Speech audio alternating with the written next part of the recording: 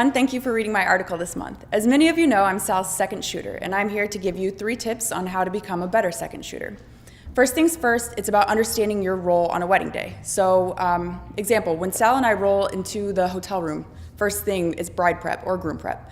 I will go in and I will gather all the details, the rings, the earrings, the jewelry, shoes, etc., and I'll get them all placed out. I'll clear off a table to make sure that he's able to interact with the bride and her friends and her family so that he's establishing himself the second we walk into the room. This will allow trust to be built between him and our client. Another thing you'll have to do with your role, is roll the bag, carry the gear, switch the lenses. It's really important to understand that on a wedding day, you are there to support the primary photographer. The second point is understanding the shot you need to get. So, elaborating on this, it's important to get shots that complement that of what the primary photographer is getting. So an example of this is, let's say in the church, so the first kiss. Sal and I will sit right in the middle of the aisle when we know it's coming, and we've done enough weddings at this point, we can hear in the vows when it's coming. So we're ready to go right in the middle of the aisle.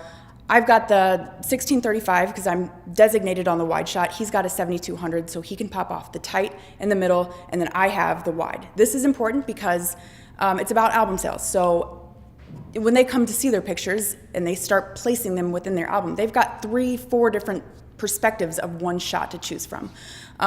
The third point is understanding your gear. So something Sal preaches is don't let the gear get in the way of your shot. So this is important for a primary, but it's also important for a secondary shooter because you want to make sure that your primary trusts that you can walk away from a wedding getting the shots she needs. This means your flash. Let's take off-camera flash, for example.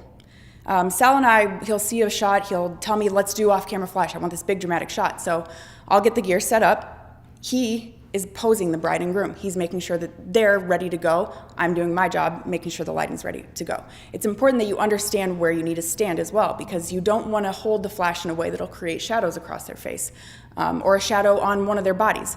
It's also important to hold it in a way that it's not creating light spill all over the floor. So these are 3 basic tips to better your second shooting. I hope you enjoyed it, and I'll talk to you in a future month.